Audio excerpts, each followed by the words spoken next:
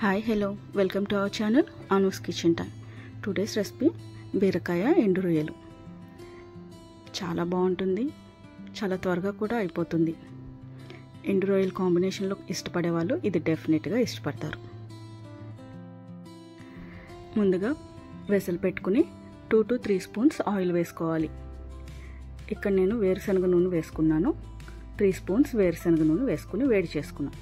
నూనె వేడెక్కిన తర్వాత 1/2 కప్ ఉల్లిపాయలు, 2 లేక 3 పచ్చిమిర్చి వేసుకుని దోరగా వేయించుకోవాలి.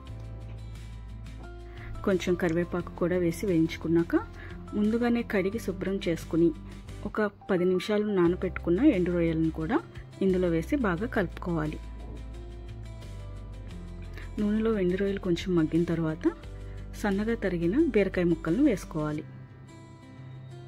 అన్నిటినీ బాగా మిక్స్ అయ్యేలాగా కలుపుకోవాలి.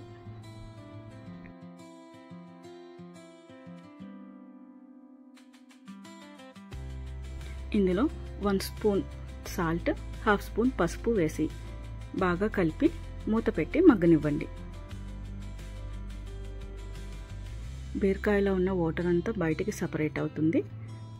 అప్పటిదాకా మీడియం ఫ్లేమ్ మీద కుక్ చేసుకోవాలి.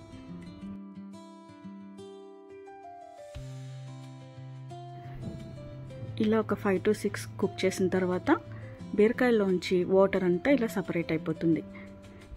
ఇప్పుడు ఇందులో మన స్పైసీనెస్కి తగ్గట్టు 1 to 1.5 స్పూన్ కారం వేసుకోవాలి. బీరకాయ చాలా మైల్డ్గా ఉంటుంది కాబట్టి కారం చూసుకుని వేసుకోండి. అంతా మిక్స్ చేసుకుని మళ్ళీ మూత పెట్టి ఒక 5 minutes మీడియం ఫ్లేమ్ మీద కుక్ చేయండి. ఇలా కారం అంతా కూరకి బాగా పట్టేసిన తర్వాత 1 కప్పు సన్నగా తరిగిన టమాటోల్ని యాడ్ చేసుకోవాలి. మళ్ళీ అంతా కలయి పెట్టుకుని ఇంకొక 5 minutes కుక్ చేయండి.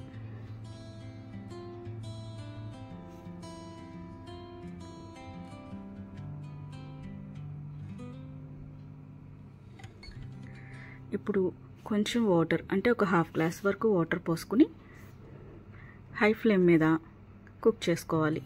కూర అంతా దగ్గరికి వచ్చేసే వరకు కుక్ చేసుకోవాలి. చివరిగా సన్నగా తరిగిన కొత్తిమీరని యాడ్ చేసుకుంటే మన బీరకాయ ఎండు రొయ్యల కర్రీ రెడీ. చాలా బాగుంటుంది, డెఫినెట్గా ట్రై చేయండి.